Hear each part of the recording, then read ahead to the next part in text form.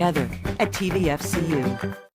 It's always a nice day when Charlotte Mabry pays us a visit with the Charlotte Mabry team, talking real estate this morning. Good to see you. Good to see you as well. Thank you. We've got a little bit of a twist in the conversation this morning Yes. because you kind of predicted it, maybe not on camera, but off camera with me last time.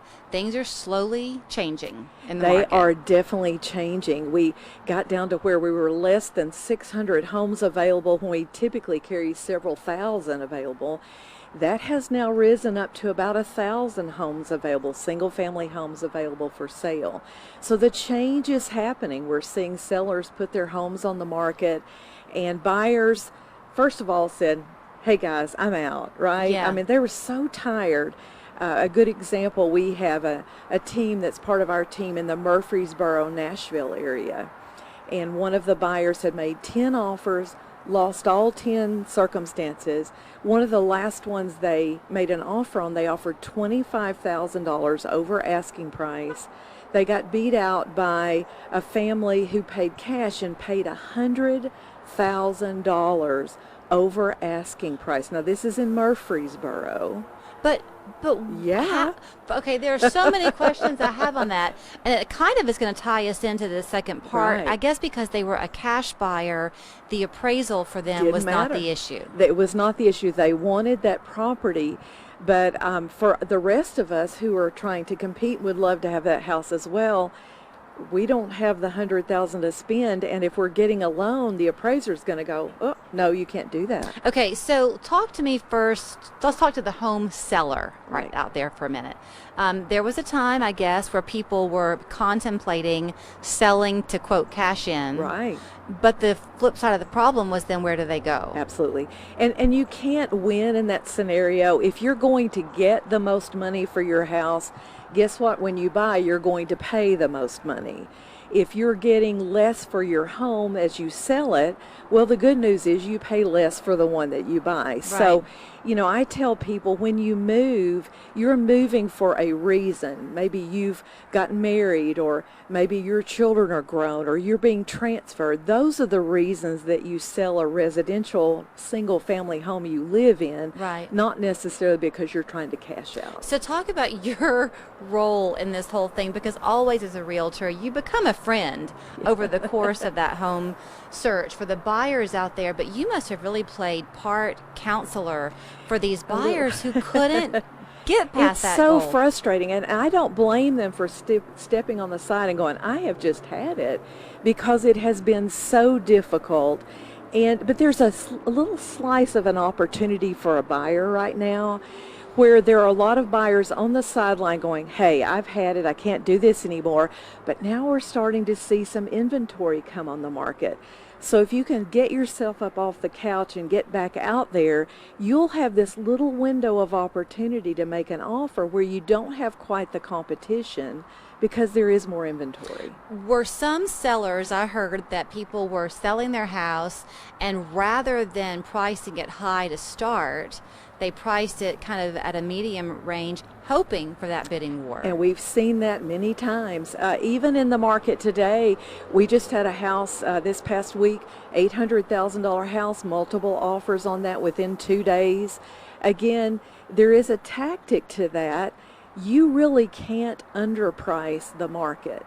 People always see a good value, they will compete for that. So I know that sounds counterintuitive, but you really can't underprice a house in this market. If you're buying a house right now, even if you are going to endure and try to stay in this horrible game at the moment, and you intend to stay in your house 5 to 7 years, if that's the plan, even if you kind of pay high, I you're think going to you'll get be your money fine. back. I think you'll be fine. I don't have that crystal ball to know what will happen in the future, but the gurus out there seem to think these prices are here.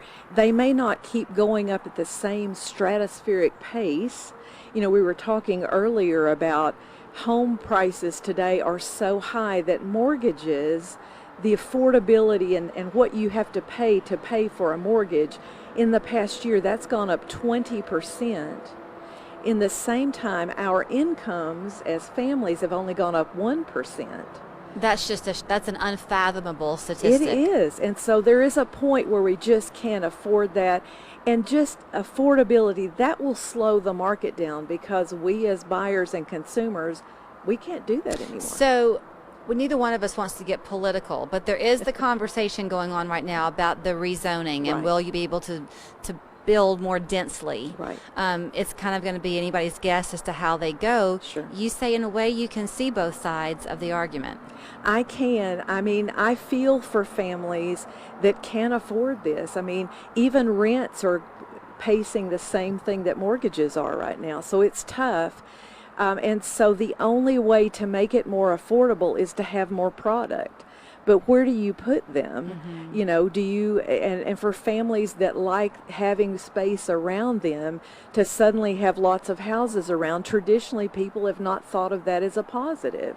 On the rental side of things, I guess on the home seller side of things too, but on the rental side, just because you can charge more, do some people find that moral compass and say, but I'm not Absolutely. going to? Absolutely. And again, I think we want to be, it needs to be win-win. We've forgotten that, I think, over the past several years, that there should be a win on both sides of things. So let's charge a fair rent. Let's ask a fair price for a house.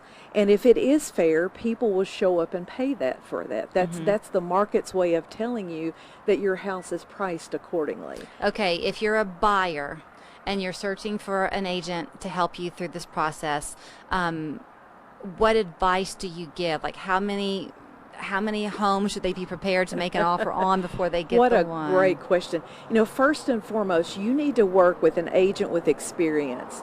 There are a lot of agents that are newer and they're great, but in this type of market, you really need someone with experience for two reasons. One is you don't want to pay more than you should, and a seasoned agent will know that. And number two, you need someone to help you so that you don't have to make all those offers. If you're making, in our local market, more than 3 or 4 offers, you probably need to have a little different game plan.